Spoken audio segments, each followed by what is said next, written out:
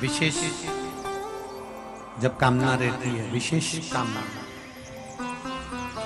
आज आपका मन कर गया 108 चावल के दाने मेरे को शिव जी को चढ़ाना,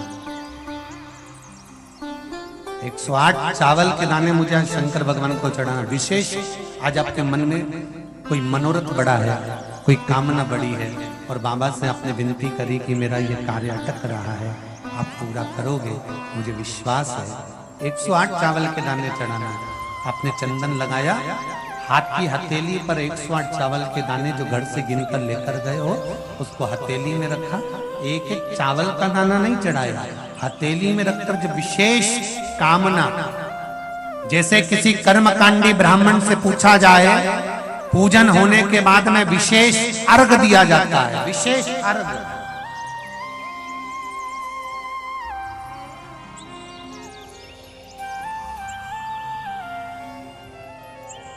उसी तरह विशेष कामना के लिए लो दुख कटता ही नहीं है, दुख कट ही नहीं रहा।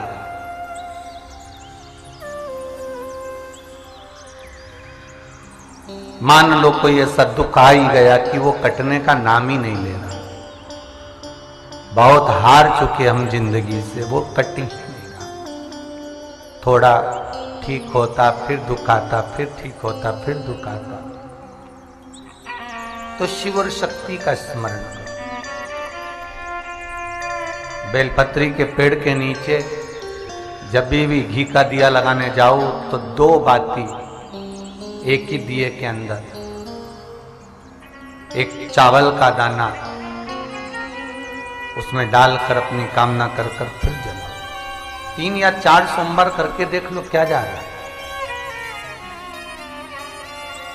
अगर मान लो कोई दुख ऐसा है कि वो कटने का नाम ही नहीं ले रहा है, कट ही नहीं रहा है, कभी कुछ तकलीफ कभी कुछ, बाबा का, शिव और सती का, शिव और पार्वती का, शिव शक्ति का, शिव अन्नपूर्णा का स्मरण कर कर लगाओ। जैसे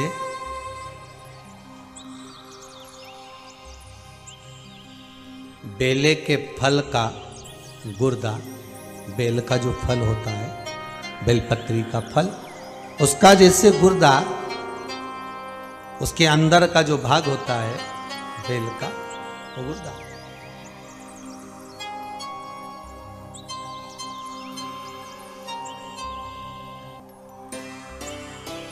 उसको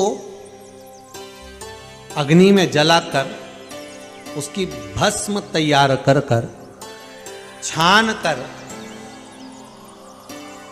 कर जब जब आपके यहां विद्वान ब्राह्मण शिव जी का अभिषेक कराते हैं, पूजन कराते हैं, तो उसमें लिखते हैं पूजन के साहित्य में बेलपत्री, धतूरा, दुर्वा, ये उसमें नीचे लिखेंगे भस्म।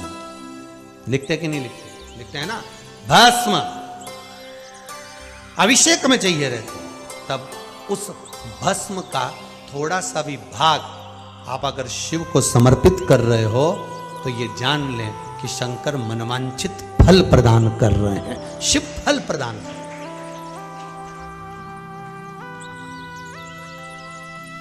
महाराज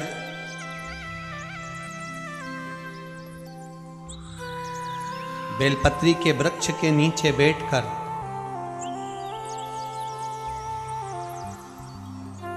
हाथ में एक बेलपत्र का पत्ता रखकर आप पंचाक्षर मंत्र नमः शिवाय, ओम नमः शिवाय या श्री शिवाय नमस्तुभ्यम या महामृत्युंजय मंत्र का स्मरण कर रहे हो, पर डंडी का भाग अपनी ओर, बेलपत्र की बीच वाली पत्ती का भाग बीच वाली उंगली की ओर रखकर अगर आप स्मरण कर रहे हैं और अपनी कामना कर कर बेलपत्री के वृक्ष के नीचे बैठकर उस पत्ते को सम्मुख रखकर बाबा से विनय कर कर एकांत में उस बेलपत्री के वृक्ष की छांव में, बेलपत्री के वृक्ष की छांव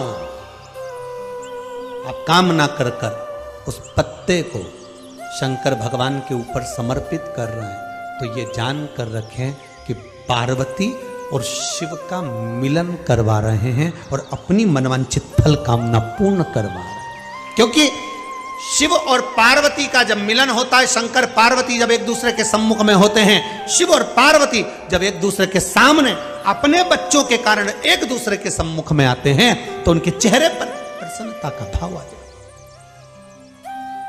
फल, मनवांचित फल की कामना, आप जिस कामना के लिए कर रहे हैं, विवाह के लिए, नौकरी के लिए, सर्विस के लिए, व्यापार के लिए, रोग मुक्ति के लिए, आप जिस कामना से कर रहे हैं, बस उससे कह कर, कभी सोमवार का दिन हो, क्योंकि शंकर जी को सोम प्रिय है, सोमवार का दिन, चंद्र का वार शिव जी को प्रिय है, शिव जी को प्रिय है। दुकान पर 24 घंटे बैठो तो व्यापार नहीं होता, घर में लक्ष्मी नहीं टिक रही हो, पैसा नहीं आ रहा हो, तो बड़ के पेड़ के नीचे, पीपल के पत्ते के ऊपर, बड़ के पेड़ के नीचे की मिट्टी को गीला कर कर, पीपल के पान पर, पीपल के पत्ते पर एक शंकर जी के शिवलिंग का निर्माण करो। क्या बनाना है? शंकर भगवान का शिवलिंग। शिवलिंग बनाकर उसकी बटकेश्वर महादेव के नाम से पूजन करो। 7 बार कच्चा दही चढ़ा दीजिए। उस दही को थोड़ा सा चम्मच में उठा लीजिए। उस दही को लाकर जहां तुम्हारा व्यापार है, जहां तुम कमाने के लिए बैठते हो, दुकान पर बैठते हो, उस दुकान पर उस दही से स्वस्तिक बना दीजिए। और इस पीपल के पत्ते पर जो बटकेश्वर महादेव का तुमने निर्माण करा है, इसको ले जाकर विसर्जन कर दीजिए। आपकी दुकान 3 महीने के अंदर धड़ाके से चलना प्रारंभ हो जाएगी। लक्ष्मी की कभी कमी नहीं आएगी। यह बटकेश्वर महादेव का पूजन है। कौन से महादेव है? जम के बोलिए, बटकेश्वर।